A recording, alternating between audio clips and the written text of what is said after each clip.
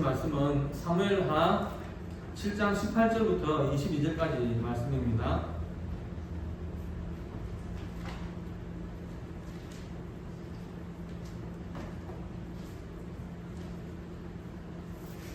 같이 보겠습니다. 다윗 왕이 여호와 앞에 들어가 앉아서 이르되 주 여호와여 나는 누구이오며 내 집은 무엇이기에 나를 여기까지 이르게 하셨나이까. 주 여호와여 주께서 이것을 오히려 적게 여기시고 또 종의 집에 있을 먼 장래일까지도 말씀하셨나이다. 주 여호와여 이것이 사람의 법이니이다. 주 여호와는 주의 종을 아시오니 다윗이 다시 주께 무슨 말씀을 하오리이까. 주의 말씀으로 말미암아 주의 뜻대로 이 모든 큰 일을 행하사 주의 종에게 알게 하셨나이다. 그런즉 주 여호와여 이름으로 주는 위대하시니 이는 우리 귀로 들은 대로는 주와 같은 이가 없고 주 외에는 신이 없음이니라. 아멘. 오늘 말씀의 제목은요 다윗의 감사입니다.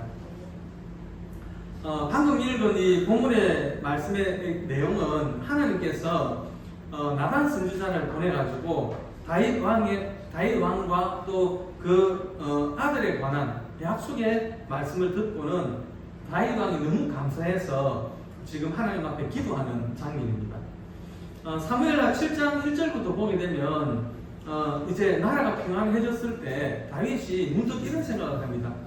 나는 지금 백향목이 궁예하고 있는데 하나 목동이었던 나를 이 이스라엘의 왕으로 만드신 하나님은 아직도 비상 가운데 계시네, 장막 가운데 계시네, 이런 생각을 하게 됩니다.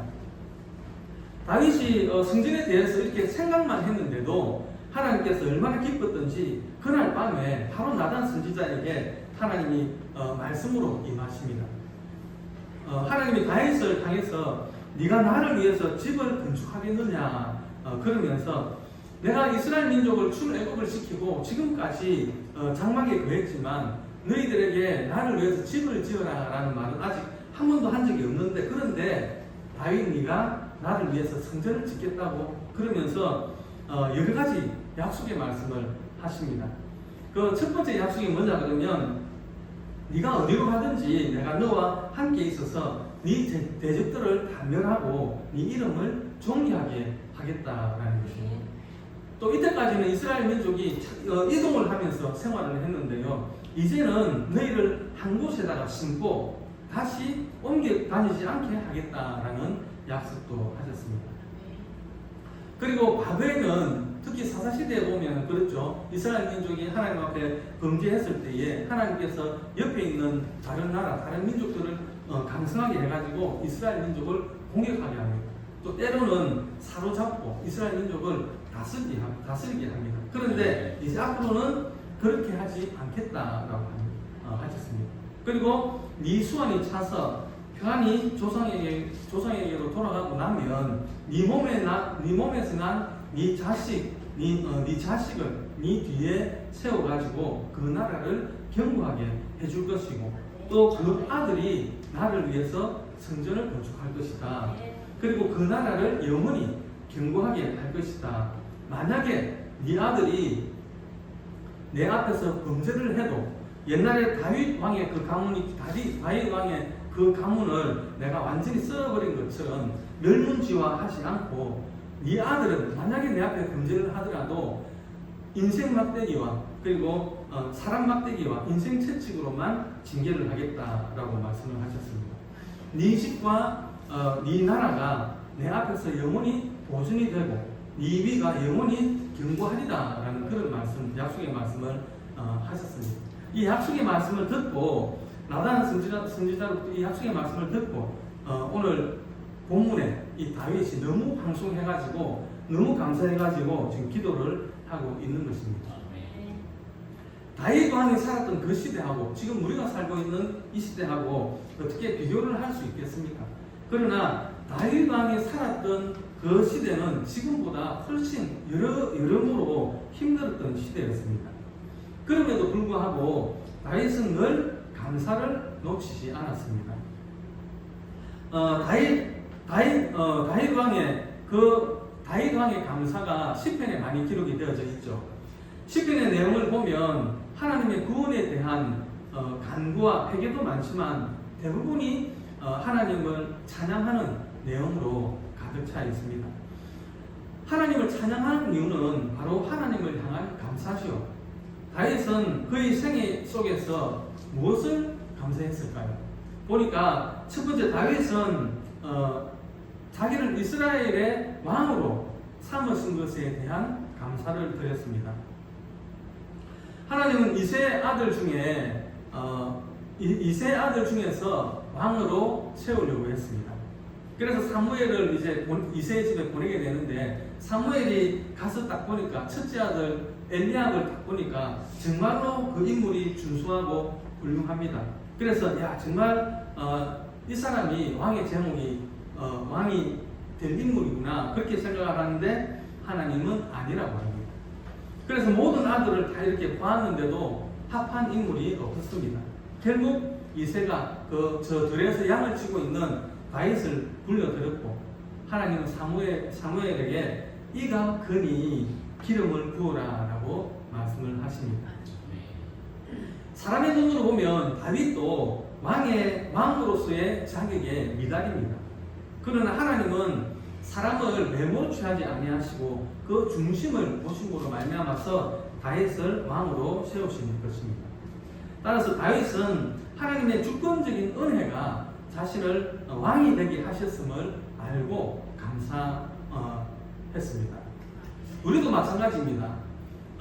크고 작고 또 높고 낮음을 떠나서 우리가 누리는 것, 우리가 누리고 있는 이 모든 것들이 내가 자격이 되어서, 내가 능력이 되어서 내가 누리는 것이다, 그렇게 생각할 것이 아니고 하나님의 전적인 은혜로 말미암아 내가 누리고 있다, 이 모든 것들을 누리고 있다라는 생각을 우리가 놓치면 안 되겠습니다. 두 번째는, 다윗은 많은 고난을 당하면서 일생 동안 자기를 붙드시고 이끄시는 하나님의 은혜에 감사했습니다. 다윗은 왕이 되기 전에 자기의 목숨을 위협하는 그 사울로부터 많이 도망다녔습니다. 그리고 여러 곳을 숨어 다녔습니다. 왕이 된 후에도 어려움이 계속되었습니다. 그가 왕이 되었을 때 그 나라는 어지러웠고 또 분열되어 있었습니다. 그러나 그가 점점 강성해짐으로 하나의 나라로 한 나라를 이룰 수가 있었던 것이죠. 다윗이 위기 때마다 그 위기를 극복할 수 있었던 것은 하나님께서 다윗과 함께 하셔서 그를 지켜주시고 또 피할 길을 열어주셨기 때문입니다. 시편 우리 23편 1절부터 6절까지 말씀 같이 한번 보겠습니다. 여호와는 나의 목자시니 내게 부족함이 없으리로다. 그가 나를 푸른 들밭에 누이시며 실만한 물가로 인도하시는도다. 내 영혼을 고생시키시고 자기 이름을 위하여 의의 길로 인도하시는도다. 내가 사망의 음침한 골짜기로 다닐지라도 해를 두려워하지 않을 것은 주께서 나와 함께 하심이라. 주의 지팡이와 막대기가 나를 안위하시나이다. 주께서 내 원수의 목전에서 내게 상을 차려 주시고 기름을 내 머리에 부으셨으니 내 잔이 넘치나이다. 내 평생의 준하심과 인자하심이 나를 따르리니 내가 여호와의 집에 영원히 살리로다. 아멘. 이것이 다윗을 지탱하고 있었던 믿음입니다. 내가 사망의 음침한 골짜기로 다닐지라도 해를 두려워하지 않는 것은 주께서 나와 함께 하십니다. 주의 지팡이와 막대기가 나를 안위하시나이다. 그래서 다윗은 하나님을 나의 요새다, 밥이다, 그리고 나를 건지시는 또 방패고 산성이다 라고 고백을 할 수 있었던 것입니다. 세 번째는 아들 솔로몬을 통해서 성전 건축을 이루신 하나님께 감사했습니다. 다윗은 하나님을 위해서 성전을 건축하고 싶은 그런 마음을 가지고 있었습니다. 하나님은 그 다윗의 마음을 보고 기뻐하셨죠. 그런데 하나님은 다윗이 그 성전을 건축하는 것을 허락하지 않았습니다. 왜냐하면 피를 많이 묻혔거든요. 전쟁을 하면서 많은 피를 흘렸기 때문에 다윗이 직접 성전을 짓는 것은 하나님이 허락지 않으셨습니다. 비록 하나님은 다윗에게 성전 짓는 것을 허락하지 않았지만 그 아들 솔로몬을 통해서 성전을 짓게 하실 것을 허락하셨습니다. 어떻게 보면 다윗은 하나님을 향한 자신의 그 진실한 마음을 거절당한 것처럼 보일 수 있습니다. 그래서 하나님께 섭섭한 마음을 가질 수도 있었습니다. 그러나 다윗은 보잘것 없는 자신에게 아들 솔로몬을 통해서 성전을 지으시고 또 그 왕위 또한 영원히 보존할 것을 약속하신 하나님께 오히려 감사의 고백을 드렸습니다. 다윗은 하나님의 은혜를 알기에 감사할 수 있었습니다.